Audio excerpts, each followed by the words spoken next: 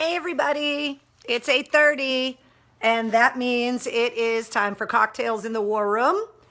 Every night at 8:30 we all get together to be each other's support and cheerleaders and to get us through another day and to celebrate the fact that we got through another day together.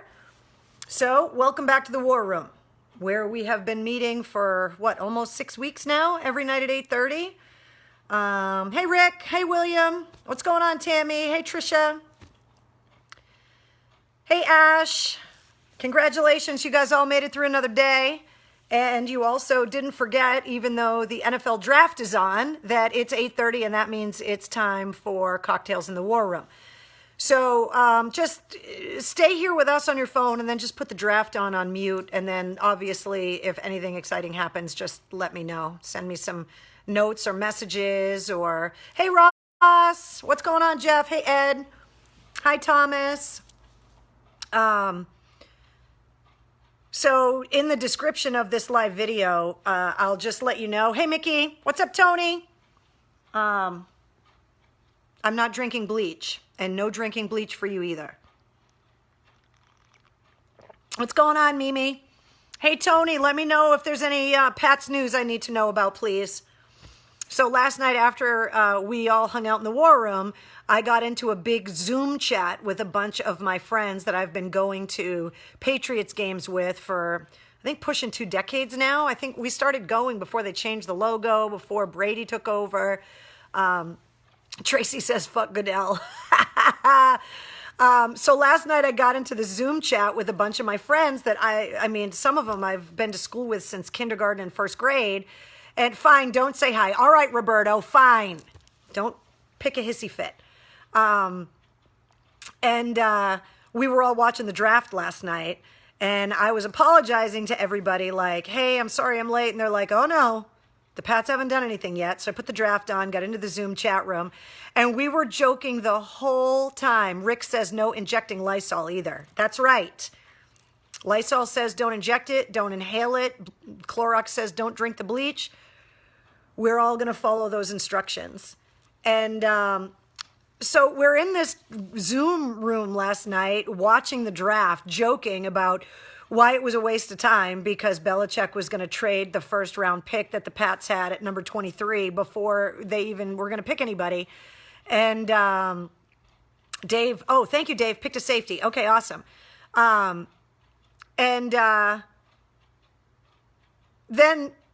when he traded the pick, we were like, we knew it. Buck says alcohol kills germs too. Yeah, not like rubbing alcohol, but if you're enjoying a nice cocktail like I am tonight, I mean, there's no scientific anything that says Moscow mules fight the coronavirus. I am just choosing to do my own at-home non-medical research, and I'll let you know how that goes. Monica says, where's your sense of humor? Just kidding. I have a sense of humor, damn it. Suzanne says, then the Tide Pods are out? Yes. Don't huff anything. Don't eat Tide Pods. I tell you guys at the end of every Cocktails in the War Room, don't drink anything weird. Don't lick anything weird and wash your damn hands. So, Windex cures all, says Jim. Oof. Can I Duggar? Joe wants to know. I don't even know what a Duggar is besides those people that think their vaginas are clown cars and just constantly have dozens and dozens of children. Is there another Duggar besides that one? Liz says vodka tonic. There you go. Hi from Fort Worth, Texas. What's up, Thomas? Thank you for hanging out with us. David says drink Everclear. Whew. Tony says I'm taking the night off. Yeah, let your organs relax a little bit. Producer Mike says the blueberry cobbler kills the coronavirus. What's up, wild man? I don't know if blueberry cobbler kills the coronavirus. You guys are going to have to let me know that the next time you blueberry cobbler yourselves. Oh, man. So I found these numbers to be extremely interesting. Trisha says, my husband wants to know when we can lick weird stuff. I mean, listen, you can lick. I'm not here to tell you what to do. I'm just telling you that if you're going to lick some weird stuff, just be careful. So if you guys want to be at home, Trisha, and want to lick some weird stuff, you go right ahead, but you're taking your safety in your own hands. What's going on, Stu? So before I tell you guys all these numbers that I was excited to tell you, because Stu reminded me, there are a lot of fantastic local musicians that make their living entertaining all of us out in clubs, and obviously none of them are working. And so do everything you can to support them. So what my friend Stu's been doing is he's been playing live on his Facebook page. He does what he's really good at live on Facebook. I do what I think I might kind of be good at a little bit live on Facebook, which is what we're all doing here now. And then these musicians are taking tips through like Venmo and the Cash App and PayPal and all of that. And I just think it's a really great way to kind of get out of your own kind of habit that you've got around the house. I mean, we meet here for an hour or so, give or take, every night at 8:30. But there's other stuff that, you know, you're kind of sucked into some weird routine of Groundhog Day type stuff. So if you guys are looking for some awesome entertainment, my friend Stu Sinclair plays live on Facebook every now and again, and you should check him out because he rocks. Becky says, stop licking window. Steven says, vag clown cause. Snort some Ajax. No, Joshua, you are not allowed to snort Ajax. Blueberry cobbler cures everything, says Stephanie. Can't drink Everclear ever again, says Monica. Get yourself in some trouble. It's sad that people have to be told to not drink Lysol. 100% agree with that. Oh, Kyle Duggar, our new safety, Tracy says. I didn't know that's who we drafted. So thank you guys very much for the update. That is fantastic. I have been out straight all day. I actually had a lot of business calls today. Of course, as you all know, the entertainment industry is kind of frozen with a lot of other industries right now. And so the job search has been difficult. But I had a lot of business calls that I was on the phone with working on some things. So I haven't been able to do as much research today as I pride myself on doing on other days. So let's see. Oh, Steven says, why is Hillman trying to copy you by doing his own drinking show? I didn't even know Hillman was doing his own drinking show, but come on now. We all know who the OGs were around here. We've been doing it. You can scroll back on this feed and see how far back we've all been drinking together on the internet. I'm not saying we invented it. I am saying we perfected it. So cheers to you guys. Michael says the doctor is in the house, Dr. McGillicuddy. I like the root beer. I like the butterscotch, but the minty stuff, I had a bad night in college with, I forget what kind of peppermint schnapps it was, but we used to do those flaming shots where you thought it was cool to set it on fire. Then when you got older and learned how to really drink, you realized you were burning all the alcohol off anyway. Just bad news. My friend Stu says tomorrow night, 8 p.m., he's going to be playing live. So you can go there for the first half hour and watch Stu, and then you can come and hang out with me at 8:30. I love you, Stu. Jim says, you are the highlight of my day other than going to sleep. Thank you very much. You guys are the highlight of my day, too. Sean says Keith Richards can snort Ajax. Yeah, Keith Richards can do whatever he wants. I am in no position to give him any kind of life or health advice. I mean, didn't he snort his own dad's cremation, like cremated ashes? And I'm not telling him what to do at all. Becky says she had a productive day there. I am planning on another very productive day tomorrow because the weather looks like it's going to be awesome. It's supposed to be like 62 degrees and sunny and fantastic. Lou says your appearance on Sully's show was awesome. He's got another one coming up on Tuesday, Hometown Sessions, Tuesdays and Thursdays on Sully Erna's YouTube channel. Joe says common sense and oxymoron. Yeah. No way. Tom says Mark Zuckerberg is updating Facebook and you will be able to charge to have people come on your show eventually. Really? Okay, I'm going to have to look into that. I appreciate the heads up, Tom. I did not know that was a thing. Eric says Hillman's not copying. He's paying an homage. Oh, well, that's very nice. Thank you, Hillman, for the homage. Where do we stick the light bulbs that will cure us? And they're not just any light bulbs. It's supposed to be UV. So it's like those black light bulbs that we had from our fuzzy Led Zeppelin posters in our dorm rooms. Those are the ones that we're supposed to be using to kill the corona. Dave says, I'm having a torpedo IPA. Let's see. Rumplemints. That's what it was, Stu. It was Rumplemints. Oh, I had a bad night with Rumplemints in college. No bueno. Ralph says, I'm drinking the official beverage of heavy metal, Jägermeister. Oh boy, good luck with that, dude. I hope you don't end up sucking on anybody's toes, because that's what happened to Corey Taylor when he was hanging out with me. Steven says, Natty Ice 18-pack. That's fantastic. Yeah, everybody's hitting me with the Rumplemints now. You guys were totally right. Thank you. Love, peace, and chicken grease, says Tim. Statue of Liberty. I don't know what that is, Paola, but I'm going to be looking for the drink recipe for that. I love I'm catching up now, all of the blueberry cobbler comments, which is fantastic. Sean says Ozzy snorted ants. Yeah, but again, Ozzy, Keith Richards, I'm in no position to give them. I'm convinced that after everything Ozzy's been through, he is just transcended into an immortal being at this point. Now, speaking of Ozzy, before I get to all of those stats I wanted to tell you about, Ozzy's buddy Post Malone did his live Nirvana tribute today. I did not get to see it. However, I read a lot of the reviews on it and got a bunch of text messages from people that know that I wanted to know how it was, and they said it wasn't bad. So I am going to have to go back and watch that if he posted the link, because I know Post Malone is a big rock guy. He's friends with Ozzy, Aerosmith guys, the Chili Peppers. I know he was a rock guy before he became whatever he is now. I do think it's kind of interesting that it's like a classic rock tribute and it's Nirvana. I'm still not comfortable with 90s music being considered classic rock, but I'm going to build a bridge and get over it. What's up, Aaron? Hey, Worm. Hey, Robin. What's going on, Sally? Okay, so these are the stats that I thought were really interesting.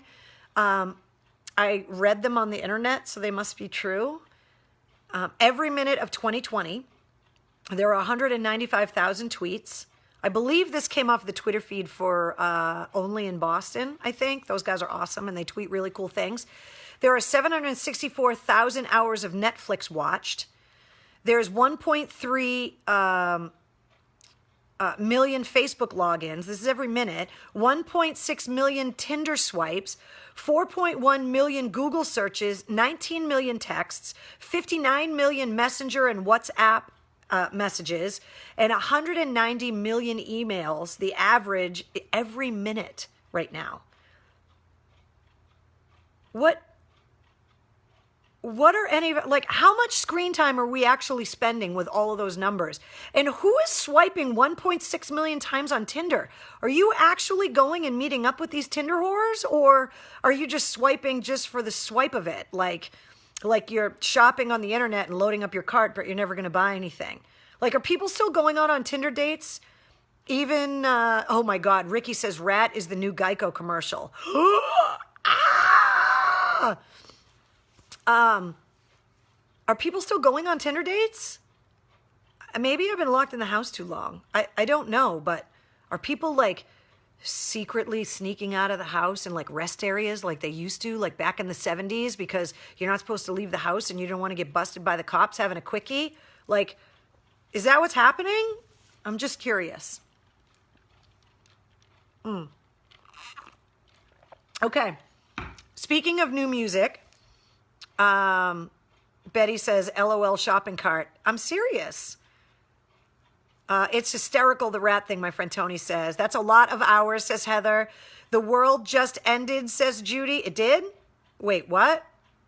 Why did it just end? What's going on? Did I miss something? You guys got to fill me in. There's new Evanescence music. There's a new song called Wasted on You. They're planning on releasing a new album later this year. The video, they filmed in isolation. So all 5 band members filmed their own part of the video in their own houses, like with their own kids and all of that stuff. And then they edited it all together. I watched the video today. I thought it was really cool. I have been waiting all day to tell you guys this story. I tweeted out the link to the article earlier today on my Twitter feed at Mistress Carrie, so you guys can go back and really read all of the exact description, because I know I'm probably going to screw it up.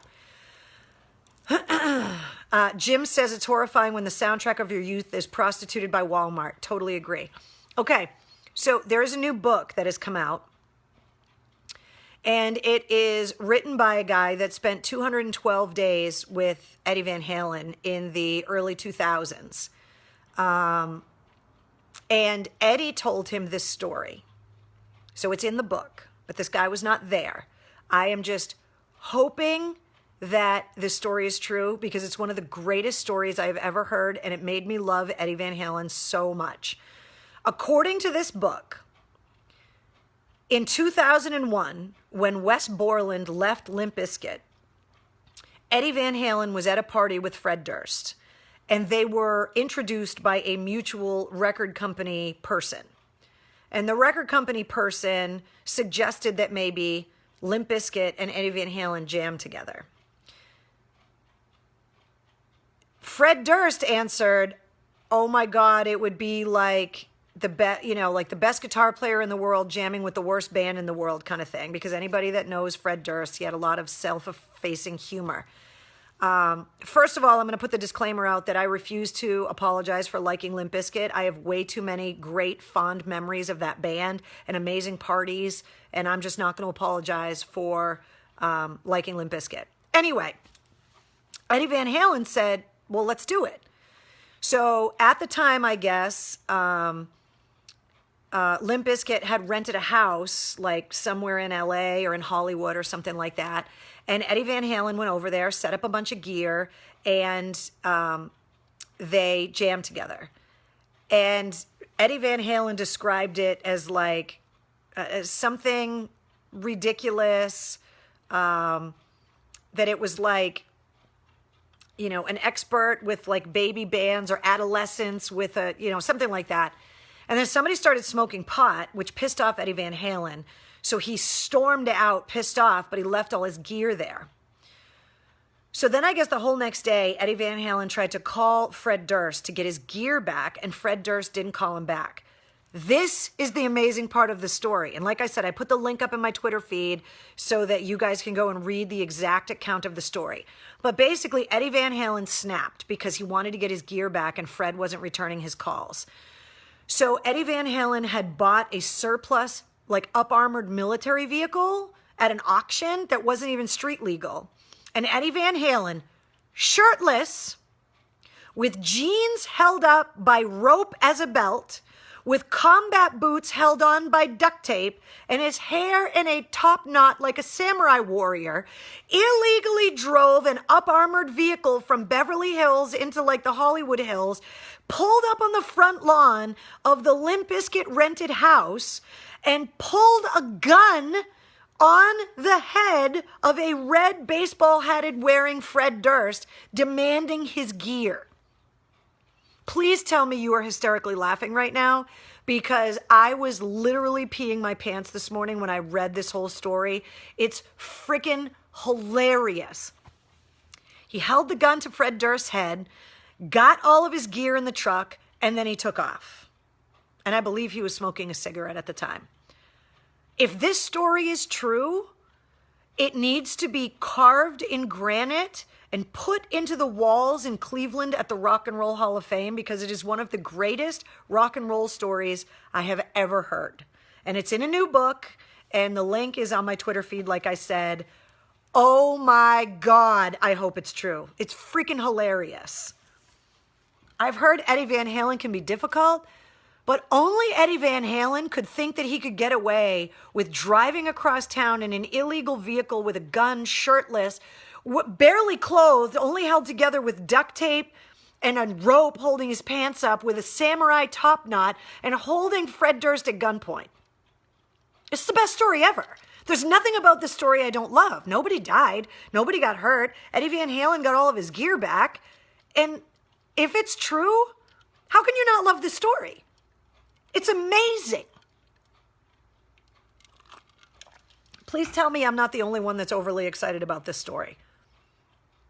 Am I the only one that's overexcited about this story? This is the kind of story I would have lived for when AAF was still on the air. Mike Shue and I would have spent a half an hour talking about this. And if that's all it takes to get Eddie Van Halen to show up at your house is for him to think you stole his gear, somebody find me some of his gear to steal, because I want that on the internet. And it goes to show you that if it happened in 2001, there weren't a lot of camera phones back then, because you know that Fred Durst now would have totally live streamed that on his IG. 100%. Totally would have happened. Anyway, I read that story this morning and I was like, why is it not 8:30 yet? I can't wait to tell everybody this whole story. I was absolutely dying. Today, good news if you are a employer, small business owner, or if you have been a first responder or anybody that's working on the front line of this health crisis. The president signed another $484 billion bill today that is going to send a lot of aid to people that are out of work and to help with first responders and all of that. So Michelle says, I am crying. It's almost as good as the giant toilet while getting a BJ. Todd said that. If anybody doesn't know what he's talking about, that was one of the Ozfests. Remember the big giant toilet that Limp Bizkit had? Lynn Strait, the late great Lynn Strait from Snot, got a BJ leaning up against that toilet on stage at Ozfest in Mansfield. And then when the cops went after him, I believe he told everybody that he was Fred Durst, or that Lynn told everybody he was the lead singer from Incubus, I think. Hilarious.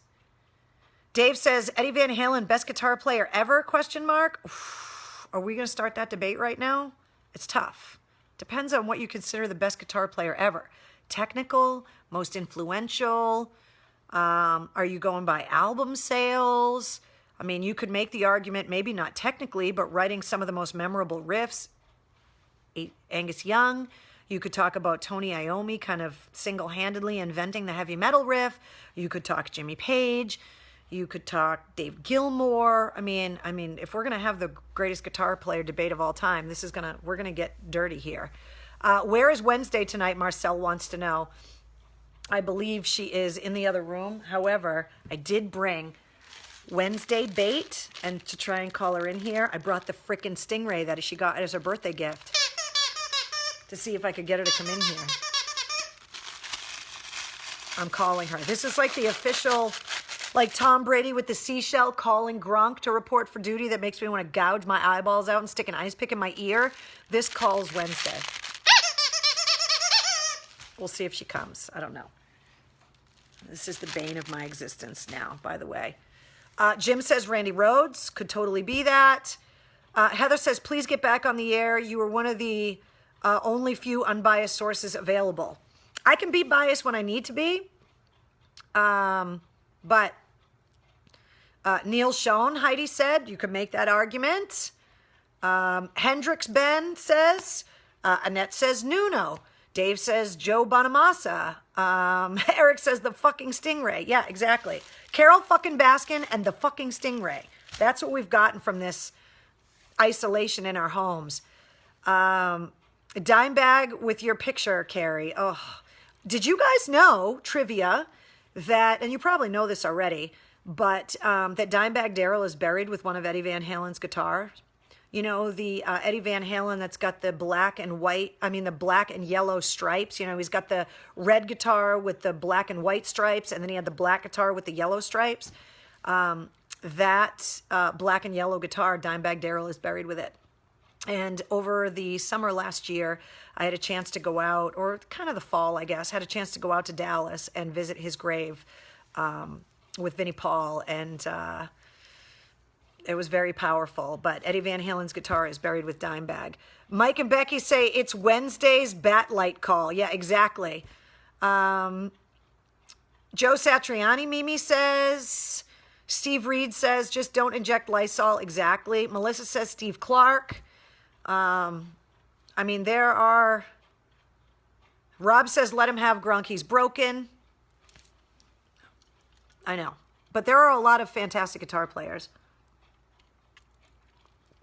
What are you guys wowing about? Are you wowing about the Dimebag Darrell Eddie Van Halen guitar? Lisa says Prince was an amazing guitarist. Highly underrated, amazing guitar player. Absolutely. Ron Burgundy calling his news team to assemble with the conch shell. Exactly. This is how I call Wednesday to assemble. Let's see. Heather says, you may be biased, but as a station, as a whole, you guys would argue forever over topics. It was real in a world of fake. Oh, we would definitely argue about some stuff for sure. Eric says he was also buried with 32 bottles of Crown Royal, which you know are long gone by now. Tracy says she's having Fernandez's sangria. Yes, you guys are going to have to go back weeks. Oh, Stevie Ray Vaughan, David says, yes. But I'm glad you guys are enjoying Fernandez's sangria. Eric says Tom Morello. I think Tom Morello is humble enough, even though he's very secure in his ability to play guitar. I believe Tom Morello is humble enough to be able to acquiesce to some of the greats that inspired him. But Mick Mars from Motley Crue is underrated as well, says Ed, 100%. Let's see. All-time best rock guitar player ever is Randy Rhoads, says Frank. Okay, Sean wants to know about the shirt, and I'm glad that my friend John Gonzalez is watching this right now. I picked this shirt out because I can't believe it's been almost 15 years, first of all. Second of all, it's one of my favorite memories from WAF. And third of all, I believe it's a fantastic example of what can happen when people come together with a common goal. So this shirt that I'm wearing, this AAF shirt, says Homes for Our Troops. It says Sevendust down there. And it was from August 26th, 2005. So the story behind this shirt was I was introduced to a guy named John Gonsalves in 2005 who was starting, and I'm sorry if I'm calling everyone's dogs with this.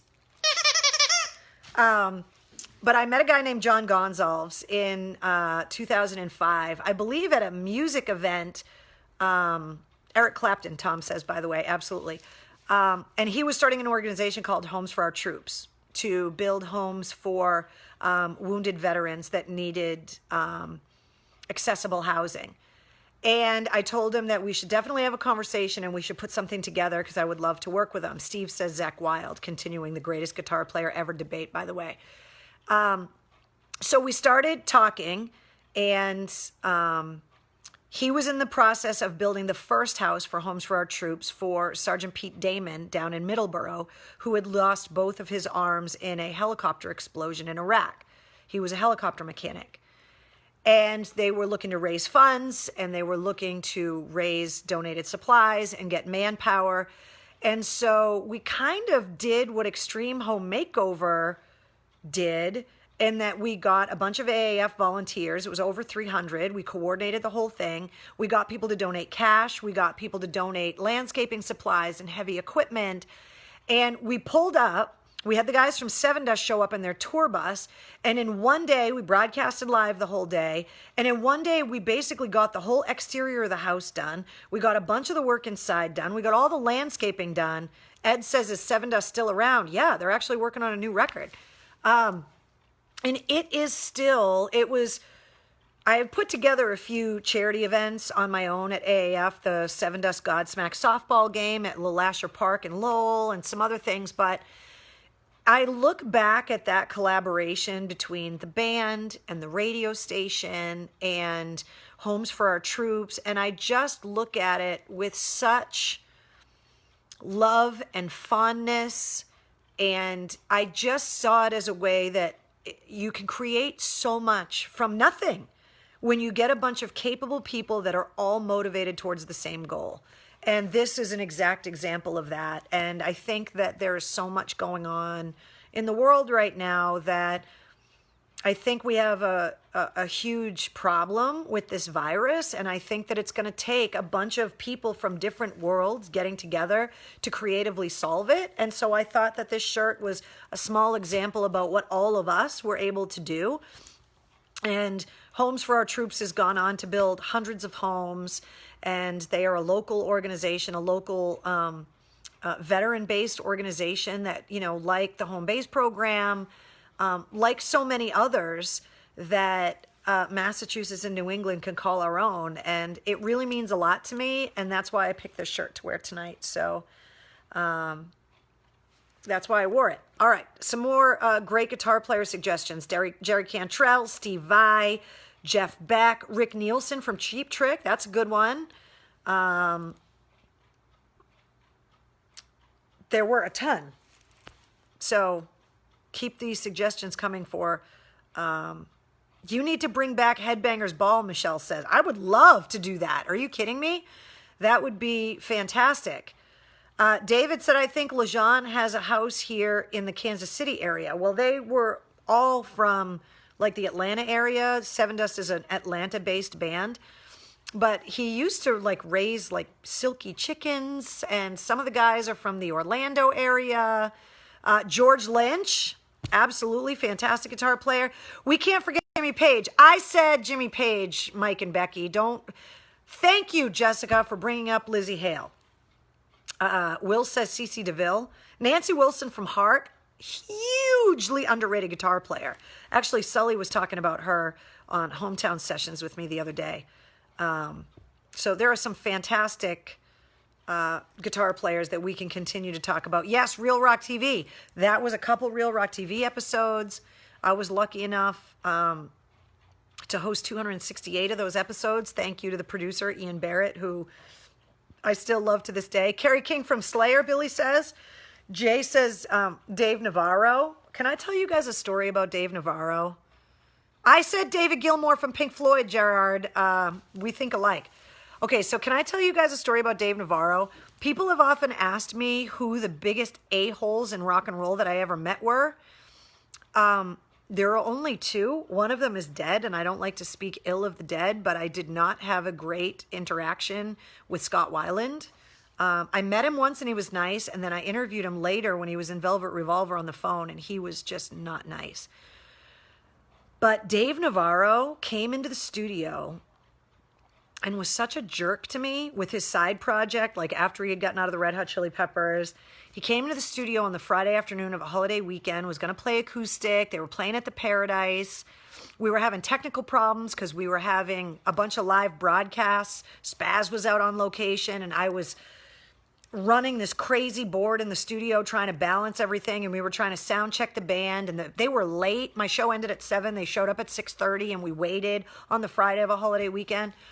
And then he came into the studio, and the first thing he didn't apologize for being late, and then he went to light a cigarette in the studio, and all of those studios have halon systems in them to suppress fire in case the electronics catches on fire. And so I yelled at him because anybody that doesn't know what a halon system is, it basically drops a chemical. I'm paraphrasing. If you're an expert in halon, please feel free to chime in. And this chemical drops out of the ceiling and eats the oxygen in the air to snuff the fire. So obviously there's oxygen in our lungs and we need it to breathe and not die. And so I was like, dude, we're going to die in here if you smoke and set off this thing. Alex Lifeson from Rush. Thank you very much, Bob. Jay Giles, Mark says, absolutely. And he got all pissed at me for telling him he couldn't smoke, and then got mad that I was hurrying to try and give away tickets to the show at the Paradise that night. And then he said the band wasn't going to play because my show was ending at 7 and there wasn't enough time. BB King, Steven says. Yes. I ran lights for BB King once. He was the nicest guy on the planet. Such a sweetheart. And he was like a total douche nozzle to me, and I couldn't believe it, and it bummed me out so bad because I was a huge Jane's Addiction fan, still am, obviously. I love the Red Hot Chili Peppers cover of Love Roller Coaster. Like, I was super excited to have him in the studio, and he wasn't nice to me. I've heard from other people that he can be not nice to them too, but out of everybody that I've ever met in the 22 years I was on the air at AAF, he was like one of the only people that was just not nice. But a great guitar player. Maybe I got him on a bad day. Did I mention Alvin Lee? No, I didn't, but keep him coming. Samuel Pappas says, Flea from the Red Hot Chili Peppers. Well, he's the bass player, but if you want to get into the discussion about the greatest bass players of all time, we're going there too. Is Happy birthday to you. Cheers. We always cheers you on your birthday, especially because you're probably spending it alone. If you are celebrating your birthday today, you share it with Jack Blades. You share it with Billy Gould from Faith No More. You share it with Barbra Streisand. And you share it with arguably one of the greatest rock and roll drummers, in my opinion, of all time, Shannon Larkin from Godsmack, who people like Morgan Rose will tell you inspired them. And if you've ever seen Godsmack play, Shannon is not only technical, but found a way to be a showman at the same time. And he is such a fantastic guitar player. He is so good. And I believe Sully had him on one of his earlier episodes of Hometown Sessions as well. So cheers. Happy birthday. Sean says, seriously, greatest bass players, Geddy Lee and Steve Harris from Iron Maiden, period. I think you got to put Flea in there too, but Steve Harris, Iron Maiden, I mean, really? The guy's a god. I know if my friend Sean's watching right now, I know Worm's watching, they're like, fucking A right he is, because they're diehard Iron Maiden fans. Tom Schultz from Boston, Kim says. So happy birthday to all of you guys. Steve Vai, everybody keeps saying, yes, 100%, so good. Steve Vai Flexible is one of my most favorite albums. That song, Viv Woman, so good. Is it Syed? Today's your birthday, Syed? Happy birthday. Guys, what about Steve Perry? Let's see. I'll never look at Dave Navarro the same way again, Janet says. I'm not trying to make you not like him. I still love all the music. Maybe he was just having a bad day. Oh, now the bass players are coming in. Cliff Burton, guitar, Randy Rhoads, best singer in rock and roll. I think every singer in rock and roll would agree it would be Freddie Mercury. He had the whole package. He was a fantastic frontman. He had the range. He wrote songs. It's hard to argue against Freddie Mercury. People are saying Joe Perry. I mean, you know, you want to put together like a, you know, fantasy rock and roll band like fantasy football. We could be here all night. Tommy Shaw. Yeah, a lot of Maiden fans coming out. Fantastic. Bruce I have to tell you guys this Bruce Dickinson story. Do we have time for my long-winded stories? This one's not that long. Okay, I'm glad that there's some Saul Hudson. That's Slash William. You're not going to fool me with that one. Frank loves Viv Woman as well. Okay, so Bruce Dickinson. Bruce Dickinson came to the radio station one day with his son, who was small at the time. His son is probably a full-blown adult by now, but at the time he was like maybe 8 or 10. We used to have a Pakistani security guard at the radio station named Ash that we all loved. The guy was so nice and so sweet, and he would have to call us in the studio when someone arrived in the lobby that said that they were there to see us at WAF. I'm going to do the accent. I'm not being racist. We used to do this with Ash all the time. Ash actually gave me some Arabic lessons before I went to Iraq in 2006. So one day I'm in the studio and the hotline rings and it's Ash. And he's like, Mr. Skerry, there is a man down here named Bruce Dickinson. He would like to come up and see you. And I was like, Ash, that's Bruce Dickinson from Iron Maiden. You could send him up. He's like, I don't know about Iron Maiden, but I will send him up, Mr. Skerry. Terrible accent, I know, but you just needed to understand what it was like hearing this sweet guy named Ash call me to tell me that Bruce Dickinson was in the lobby. Afterwards, I had to go downstairs and explain to Ash who Bruce Dickinson was and that he was like a big deal. So Bruce Dickinson comes upstairs and he's with his son and we're talking about music and I'm asking him all the questions you would talk to Bruce Dickinson about. Fencing, writing poetry, flying planes, being one of the best heavy metal singers of all time. And his son, like I'm making a big deal. I'm like, Wayne and Garth, we're not worthy in the studio. And his son, who's got the Swedish British accent ever, I'm going to end up doing another accent. This one's going to suck too, so prepare yourself. I moved a microphone over and I turned it on and I was like, why are you laughing? And he's like, I just don't understand why it's such a big deal. Everyone makes such a big deal about my dad. And I was like, because your dad's Bruce Dickinson. Like, your dad is a god. And he's like, yeah, well, he's not really that cool when he's running around the house singing in his undies. My image of Bruce Dickinson changed from that moment on because all I could think about, and this is going to be in your head for the rest of your life too, and I apologize, was Bruce Dickinson running around the house sliding on his socks like Tom Cruise in Risky Business. The image is in there. You're never getting rid of it, just like Blueberry Cobbler. I've ruined it forever, but I was dying. If you go to the Artist Archive album of photos on this Facebook page and you scroll through, there is a picture of me in the studio with a short-haired Bruce Dickinson, and I am holding his son's head with my hand, and that was that day. You are welcome for now having, I don't know what kind of underwear Bruce Dickinson wears. I didn't have the balls to ask him. It was in front of his kid, and I couldn't handle it. There was just too much information happening in too short of a period of time. But you're welcome for the image of Bruce Dickinson running around the house singing in his underwear. In my head, he's wearing tighty whities. It could be different for you. I just don't know. I've seen way too many musicians in their underwear already. I've never seen any of them besides Flea and tighty whities. I think back then, maybe, although he could have been a boxer guy, he's a proper British gent. Gerard says Bruce is a metal god to us. He's a metal god to me too. That's why I didn't ask him what kind of underwear he wore. It was disrespectful. He's a god. You don't ask God what kind of underwear he's wearing. Now, what I should have done was asked his son, because that little bastard would have told me. And that shit is funny. Just saying. There, as told the story when the kids said it. I don't even know what that means, but yeah, that is one of my favorite stories, like, ever. He pilots Ed Force One, Mickey says. I know.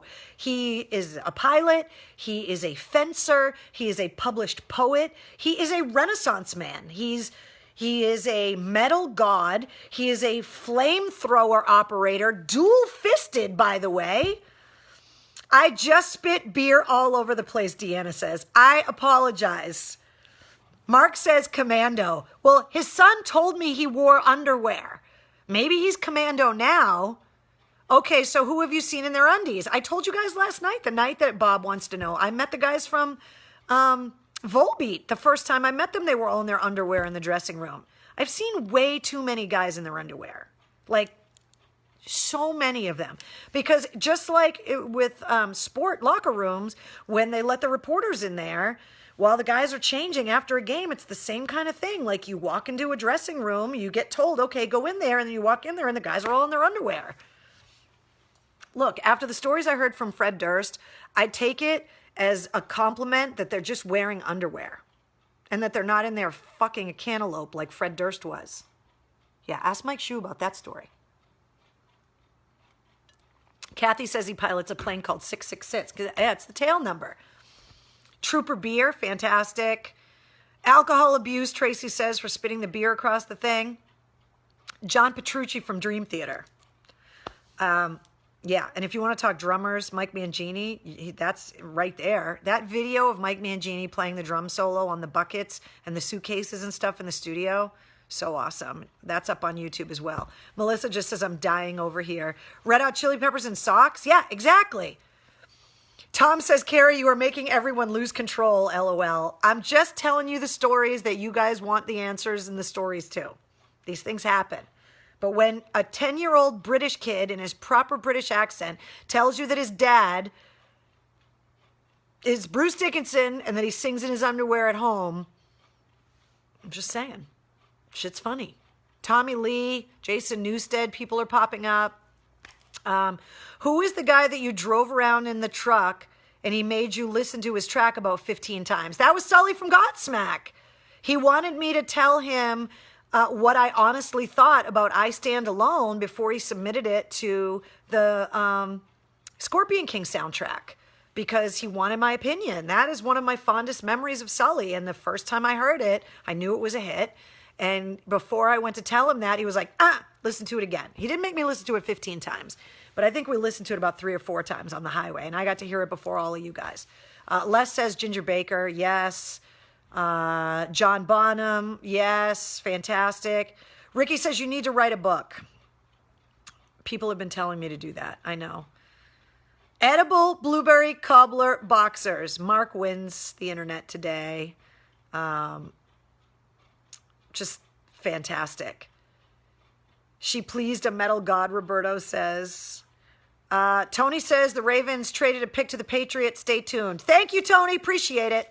Okay, so let me ask you guys a serious question, because I've had some pretty difficult conversations with people that I love in the last couple of days. And I want to ask you guys an honest question. Is it possible for people in two different parts of the United States to perceive the virus differently? And is it possible that men and women are viewing the virus differently? I ask this because I realize that there are the debates are raging, and I'm not going to get into all of the political bullshit. I refuse. Right now, it's my belief that we need to come together as Americans and figure this out. You've heard me say that a bunch of times. I am asking because there are some states that are relatively unscathed at this point, and then obviously there are other states that are just being, I don't know, not destroyed, that's not the right word, but overrun. Or so I'm asking, is it possible that when you get into a conversation with someone that's in a different part of the United States and you have that conversation, is it possible that they could perceive it completely differently just based on what they're looking at? And are men and women, and I'll ask you guys from being stuck in the homes with your boyfriends and girlfriends and wives and husbands, have you guys been having difficult conversations between men and women on your perception of the virus? That it's worse than people think, that it's not as bad as people think, that we're overreacting, that we're not doing enough? Everybody is telling me yes, that is, yes, people are taking it differently, some not serious. Absolutely, Mariah says. Bob says yes, for sure. I'm asking these. David says, yes, it is. I live in Kansas and have friends all over the country who are men and women, and we all have had different takes. Interesting. Mike and Becky, the Pats picked Josh Uche. Is that how you say his last name? U-C-H-E, Uche? This is why I didn't end up at EEI where Danielle is, because I don't know how to pronounce the guy's last name, but welcome to the Pats. Pats just took a linebacker, Kathy says. Suzanne also says, I think it's even different generationally. Well, we've talked about that, about older people not understanding that this virus might not be functioning like other viruses and that you can transmit it without being symptomatic. We've talked about that. Dave says it's the American way, Carrie. All right, so let me ask you guys this question then, because you guys seem to all be agreeing with me that people can take it separately. Is there a way to have the conversation and to come to common ground, or is it just better to drop it? And I'm asking because, like I said, I've had some difficult conversations with people that I love over the last couple of days. Patricia says, my husband and I differ. Patricia, I need some details on how you guys are stuck in the house, married, and dealing with all of this when you have a difference of opinion and you're in the house together. Some people think they are in Sweden, Mark says. Okay? Yes, it's possible, says Krista, for people in different parts of the U.S. to perceive the virus differently. My grandmother has a friend. I can't expand your messages. When you guys write them too long, I can't expand them as they're coming through in a live video. I'll be able to go back and read the longer answers to these questions that I'm asking you guys later, but I can't read them right now. So keep your answers short. Debbie says, nope. Michael says, drop it. Every area has their own story. Right here in Mass, there's little effect, and obviously Boston, Everett area is struggling. If it's getting heated, drop it, Lisa says. Just better to drop it. We agree to disagree, says Tracy. Rob says drop it. France is now saying smokers are less likely to get COVID because the virus doesn't stick in their lungs, and they are testing that. Okay, wow. 1 minute we're drinking bleach and huffing Lysol, and the next minute we're telling everybody to smoke. The world is upside fucking down. Paula says, better to drop it. Everyone looks at things differently. William says, sorry. We are bobbing for apples here, Michelle says. We're living together with different views. That is a blessing, says Mark. Okay. Just people have on check and ask what's up. People are different. Oh, you guys got some serious opinions on this. Coworker's wife tested positive, but he still comes to work, William says. Okay. All right, let me ask you guys this question, because I've been dying to ask, like, you guys are my only friends. No, but I've been dying to ask questions of the group. Now, granted, I understand what a time to quit smoking, Paula says. Drop it like it's hot, Steve says. I know that we're not exactly the most random cross-section. We share a lot of things in common. That's why we hang out in the war room every night. But I've wanted to ask you guys these questions. So I'll ask you guys this now. Of everybody that's watching, and you don't have to get specific. I'm not trying to violate HIPAA laws here by any stretch of the imagination. Do you guys know someone? Have you gotten it? Has someone in your family gotten it? Do you know someone that's been sick? And do you know someone that's died? Be very vague in your answers. I'm not looking for specifics. I'm definitely not trying to create a lynch mob for sick people or whatever. I'm just curious because I know several people that have gotten sick and recovered. I know several people that have lost immediate family members. And I'm just curious. Eric says, haven't left the house in 36 days, fucking diabetes and mono. That'll do it. Lost a cousin today, older guy, but still sucks, says Ron. No, no, no, no, and no, says Mariah.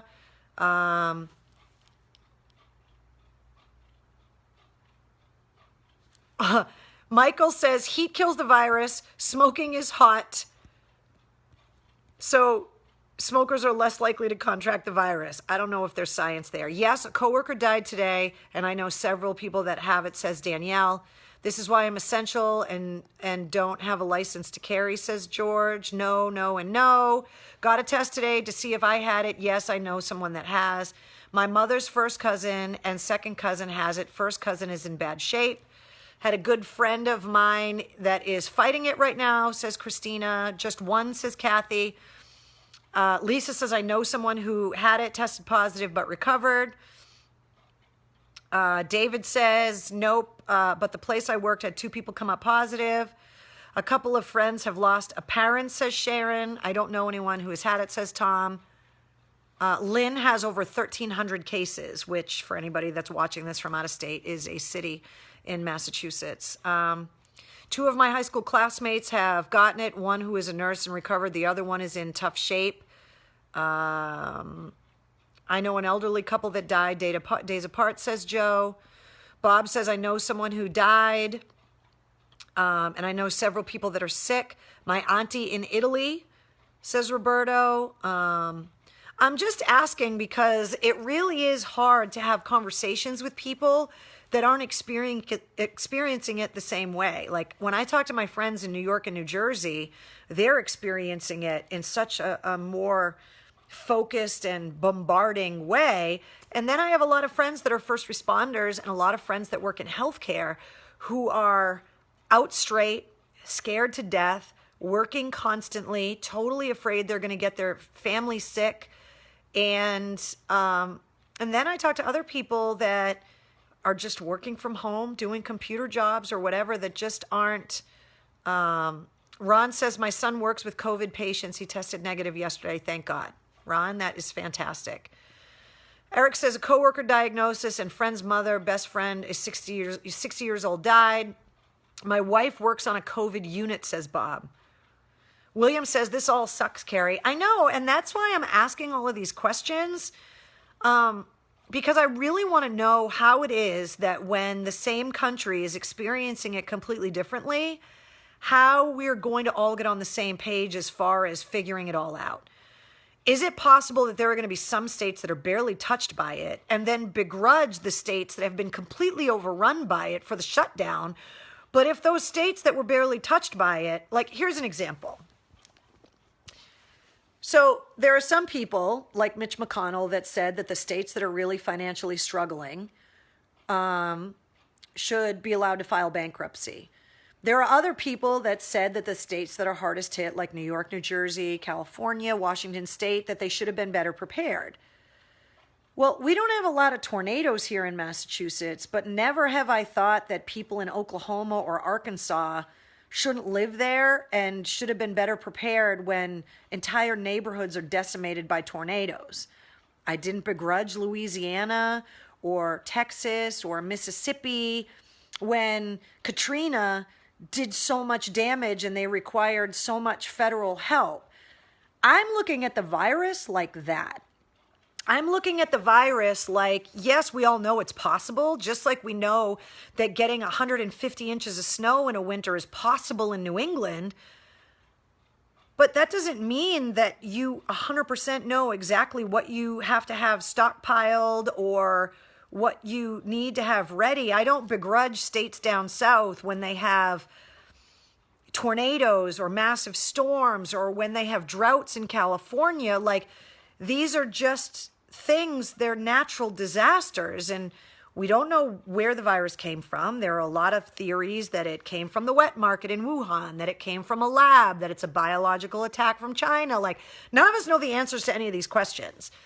All I'm saying is, if I don't begrudge states down south for the tornadoes and the big storms, and I don't begrudge the West for the heat and the dryness causing the fires and then the mudslides that come after the rain finally shows up, I'm just curious why people in some of those states might begrudge states like New York and New Jersey and even Massachusetts for needing federal assistance for something like a virus.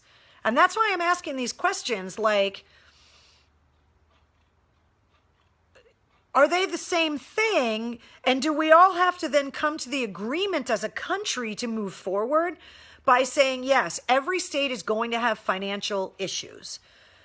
There are states where there are more people and higher populations, and cities where the population is denser, where obviously something like a virus is going to spread faster because there's just more people per square mile. It's just math. But I don't begrudge farmers who are subsidized by the government. I don't begrudge people rebuilding homes after an F5 tornado. I don't begrudge the earthquakes. I don't begrudge any of those things. Are these things the same?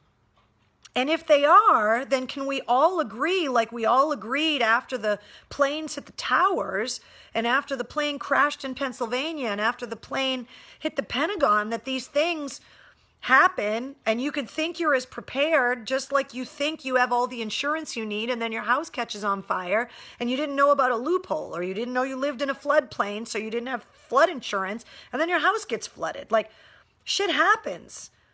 Are we all this is a great quote. How can you prepare for the unprecedented? You know what, Suzanne? That's a really brilliant statement. Short, succinct, factual, so smart. Yes, this is unprecedented. And so I'm asking if that is what we need to do to come together, that if this is going to only be in pockets around the United States, in the most densely populated areas, and some of the country is just going to be unscathed, then do we need to ask those countries to come to us with the same understanding that a state like Massachusetts or New York and New Jersey would have to come to it when it comes to tornadoes in Tornado Alley or along the Gulf when it comes to storms? And is that what we need to hear from our elected officials to get the bickering to stop? And if it is, can someone send them the link to this video so that we can all figure it out together? Because Brianna says it's more like people lack empathy for situations that don't directly affect them. Low socio-emotional intelligence, or low social emotional intelligence, she says.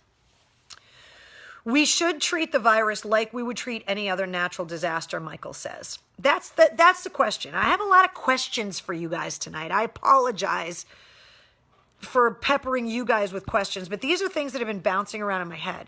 We didn't all agree. It had just passed and people moved on. We as people will never agree ever. Oh, I agree with that. Is it ironic that I agree with you saying we're never going to agree? Maybe. Danielle says, if it did affect them, then maybe they would think like we do. Bob says, we like the questions. Okay. Ron says, anyone who is low risk should be able to return to work and provide for themselves. Totally hear that. Trust me, if anybody's in a rush to get everybody back to work and to get things back to normal, it's the unemployed purple-haired DJ over here that would like to be able to find a job. Just saying. Deanna says, give me the questions. Ron says, great questions, MC. Keep asking. Lori says, but this disaster is the entire world.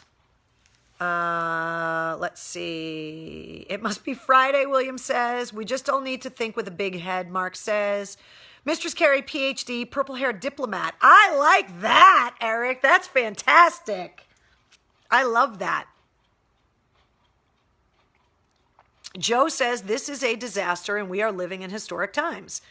Heinz wants to know if there's going to be a test. Fuck no, there's no tests. Trust me, I would have warned you ahead of time.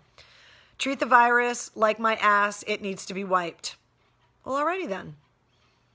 We all need to work together, says Danielle. Okay, well, you know what? At least all of us here in our collective little dysfunctional family, I appreciate you guys answering all my questions. Brianna says, I'm a psychologist, so I love this stuff. Please don't try to psychoanalyze me, Brianna, because it'll probably keep you up at night and give you like full-blown nightmares. All right, I want to show you guys the artifact from the War Room tonight. I don't know if any of you guys are veterans from these wars, military conflicts, whatever you want to call them, but I thought they were hilarious and I saved them. So my friend that had the tank that I told you about that I have here in the War Room, I love this dysfunctional family, Deanna says. Me too. You have a job being our psychologist, Eric says. Well, I appreciate that. So I had a friend that gave me the tank that I showed you guys in a previous episode.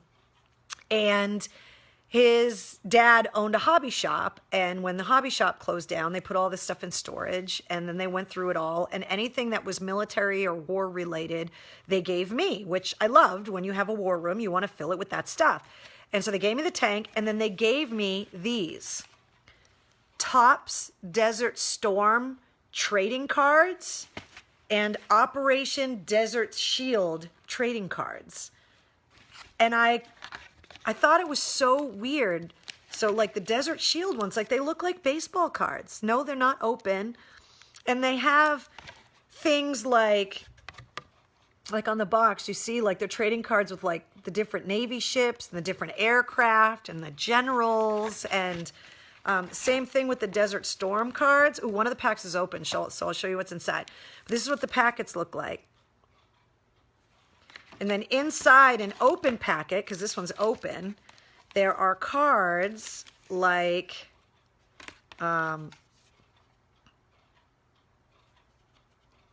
this one, which is card number 131.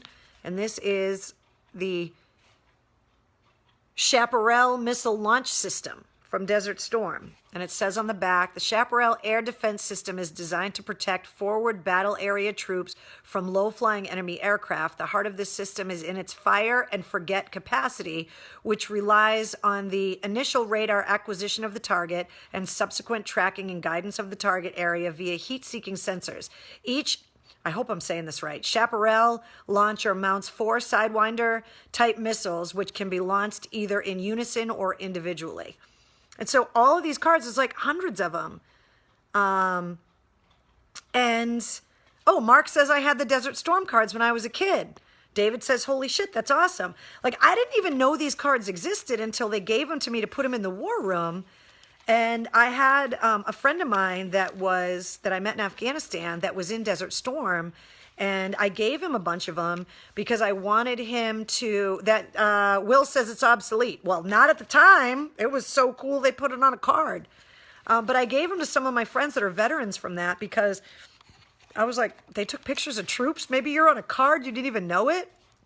When I was a kid, I collected Beatles cards. I wish I still had them. John says, I lived those cards. Well, yeah, there you go. That's why I asked the questions. Like, I thought they were so cool. And so I keep them in the war room. And so there you go. That's the artifact from the war room tonight. Damn, tonight we're late. All right, let me give you your drink recipe and then we'll get out of here. I'll let you guys get back to not answering 10,000 questions like the Spanish Inquisition over here. Okay, this is called the Madraska. 2 ounces of vodka, 3 ounces of apple juice. We don't see a lot of drinks with apple juice in them. 2 ounces of cranberry juice, an ounce of fresh orange juice. And according to the recipe, it says pour the ingredients in an ice-filled highball, stir and serve. And that's called a Madraska. And it kind of, apple juice, cranberry juice, orange juice, and vodka. Like, I'm kind of into that. So there you go. There's your drink for the night. It's Friday night. We should hang out longer, says Mike and Becky. I know, but we got stuff to do. Oh, Carol wants to know, do you have the address? Yeah, so you guys asked me if there was an address where you could send me stuff. And so there is. So you can send anything you want to Mistress Carrie, P.O. Box 1086, Leominster, Massachusetts, 01453. P.O. Box 1086, Leominster, Mass. That's where you can find me. You can send me anything.